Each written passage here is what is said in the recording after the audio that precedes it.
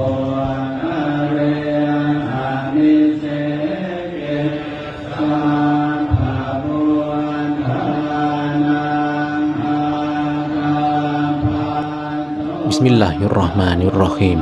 Assalamualaikum warahmatullahi wabarakatuh. Islam memanglah mensyariatkan untuk kita selalu berbuat baik. Berbuat baik kepada siapapun, termasuk kepada non-muslim ataupun orang-orang kafir sekalipun. Namun persoalannya di sini, apakah mempersilahkan non-muslim beribadah, berdoa di dalam masjid adalah merupakan perbuatan baik yang disyariatkan di dalam Islam? Apakah itu merupakan perbuatan baik? Bukankah mereka non-muslim tersebut menyerunya kepada selain Allah? Lalu kita mempersilahkan begitu saja orang-orang tersebut menyeru kepada selain Allah di tempat yang mestinya hanya boleh menyeru kepada Allah, yaitu masjid.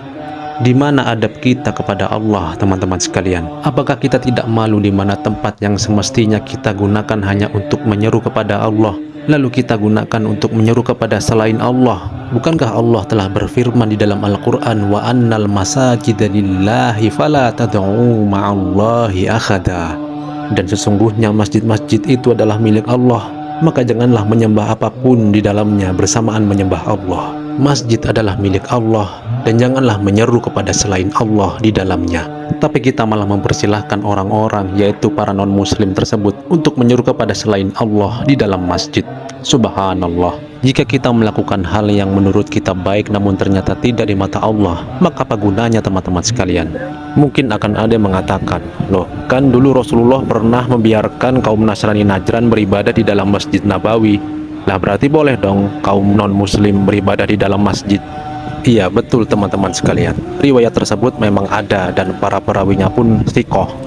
Namun di sini teman-teman sekalian, ulama mengatakan, yaitu Imam Ibnu Rajab Al-Hambali, bahwasanya riwayat tersebut adalah terputus sanadnya dan diklasifikasikan sebagai hadis dhaif karena ada rantai sanad yang terputus itu tadi. Terputus dari seorang perawi bernama Muhammad bin Ja'far yang merupakan seorang tabi'in, di mana beliau tidak menginformasikan dari siapa kisah kejadian ini didapat.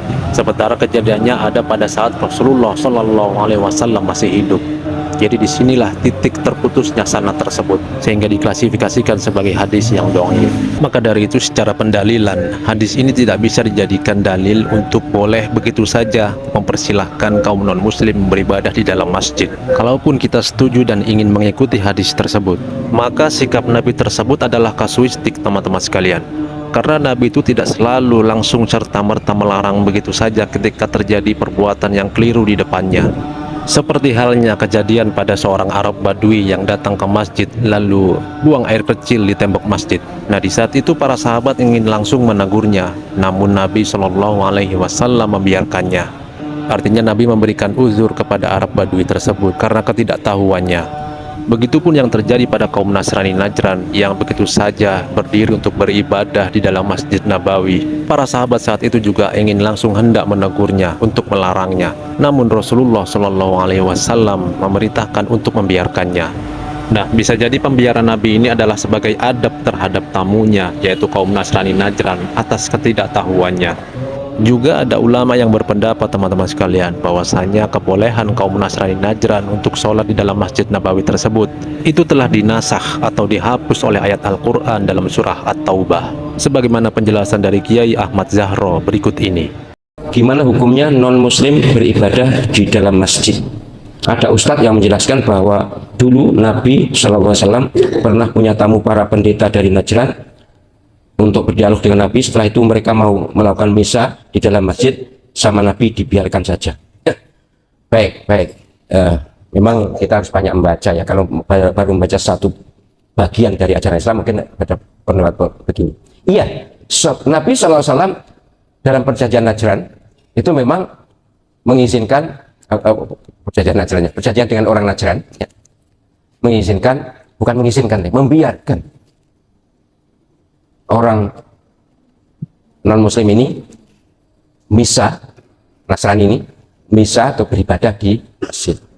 Tapi kemudian ditegur oleh Allah Subhanahu wa taala, surah At-Taubah ayat 28, a'udzubillahi minasyaitonir rajim, ya ayyuhalladzina amanu innamal musyrikuuna najasun fala yaqrabul masjidal harama ba'da 'amihim hadza. Panjang ayatnya. Hai orang-orang mukmin, orang-orang yang beriman, ketahuilah bahwa orang musyrik itu najis. Maka jangan boleh dekat dengan masjid Memang yang disebut waktu itu di ayat ini Masjidil Haram setelah tahun ini. Jadi apa yang dilakukan Nabi Sallallahu Alaihi Wasallam itu benar memang karena Nabi yang melakukan, tapi kemudian direvisi atau ditegur atau dinasah oleh Allah SWT melalui firman-Nya dalam Al-Quran. Setelah itu tidak lagi.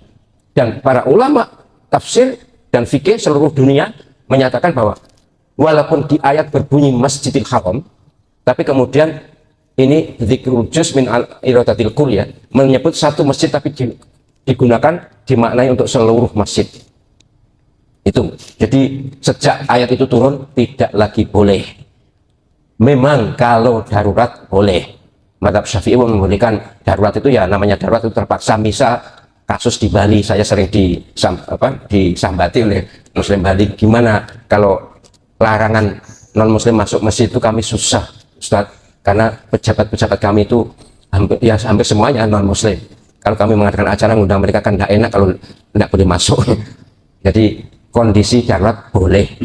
Nabi SAW juga pernah punya tahanan orang kafir ditahan di tiang masjid. Artinya dalam keadaan tertentu boleh.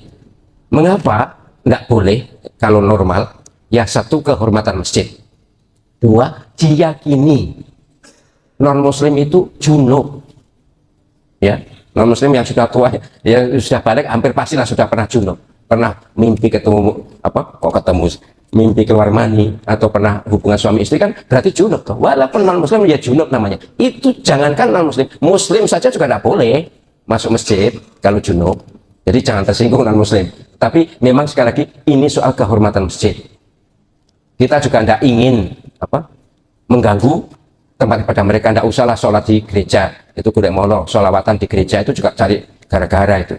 Tidak usahlah sholawatan di masjid atau di mana, tidak usah dibawa ke tempat ibadah mereka, nanti ada protes dari pemeluk agama mereka, kan juga tidak enak. Kerukunan tidak harus diwujudkan dalam sinkretisme, pencampuran akidah atau pencampuran ajaran.